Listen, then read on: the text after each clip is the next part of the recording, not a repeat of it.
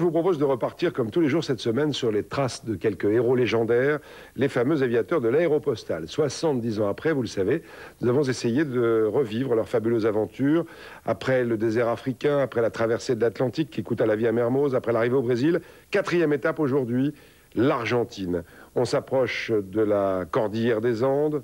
70 ans après, pour comprendre à quel point les Mermoz, Saint-Exupéry et Guillaumet étaient des héros, la suite du voyage à bord d'un appareil de presque d'époque avec Jean-Claude Lédin et Philippe Delétoile. Rio, aérodrome Campo de Salfonso. 10 000 km, 50 heures de vol depuis Toulouse et aucun incident mécanique. Au-dessus de nos têtes, le bruit sourd mais rassurant des moteurs qui tournent tels des horloges. Malgré ses 64 ans, la princesse des étoiles tient le coup. Elle nous mène 11 heures plus tard à Buenos Aires, sur l'aéroport Ezeiza, où l'avion est attendu pour une première étape en Argentine. Colon Grand Control 1217. Charlie Romero, bye. Ok. Charlie, merci beaucoup. Buenos Aires était le siège de l'Aéropostale en Amérique du Sud. La compagnie avait été rachetée en 1927 par un homme d'affaires français, Marcel Bouilloux-Lafont, et devient la compagnie générale Aéropostale. Le banquier avait un projet très ambitieux. De suite, il crée la liaison maritime Dakar-Recife et ouvre la ligne aérienne Natal-Buenos Aires. Il charge un pilote, Paul Vacher, de défricher les lignes d'Amérique du Sud et de créer des aérodromes parfaitement équipés. La réalisation coûte cher. Le krach de la bourse de 1929 et la faible durée de la concession ne lui permettent pas le retour de ses investissements. Bouilloux-Lafont a commis une faute qu'un banquier ne devrait jamais commettre, c'est de s'enthousiasmer.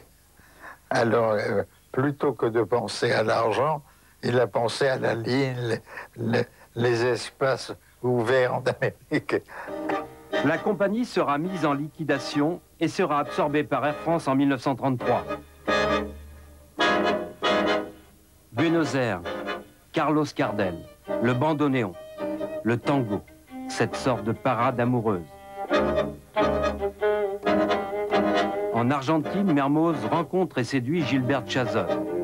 Pressé comme il était, il l'épousera quelques mois plus tard. Au musée de l'aéronautique, quelques traces de son passage y sont précieusement conservées. Alors là, j'ai la grande surprise de voir que le 28 juillet 1928, entre Victoria et Rio, on a la signature de Mermoz.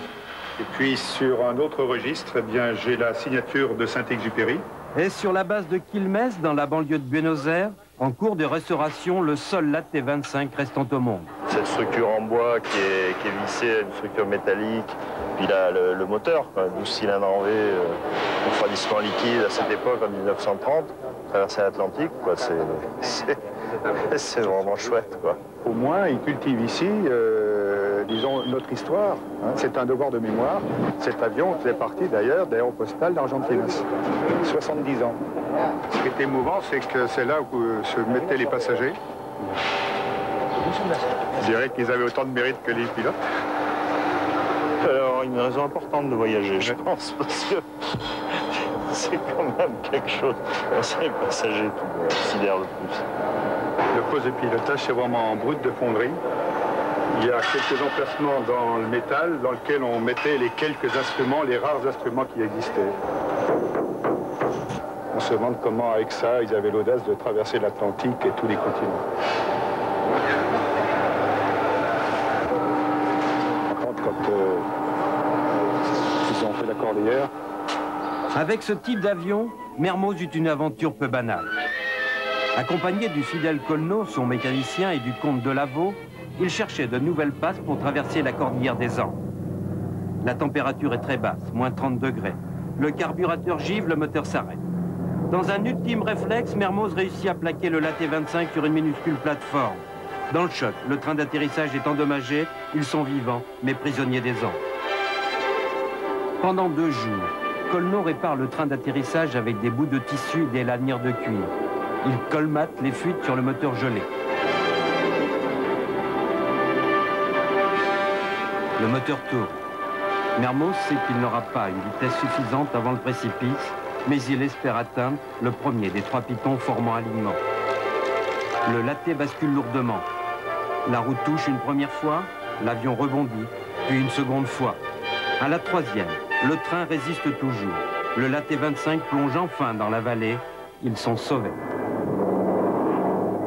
À notre arrivée à Mendoza, surprise. Nous sommes interceptés par l'armée de l'air argentine, 2 Sukhoi 29 venus tout spécialement nous encadrer en signe de bienvenue. Ils nous escorteront jusqu'à l'atterrissage, tandis que 150 km plus loin, la cordillère des Andes nous attend. Oui, mais demain, ce sera avec Jean-Claude Lédin la fin du voyage avec la cordillère des Andes et puis l'arrivée au but de l'aéropostale Santiago du Chili.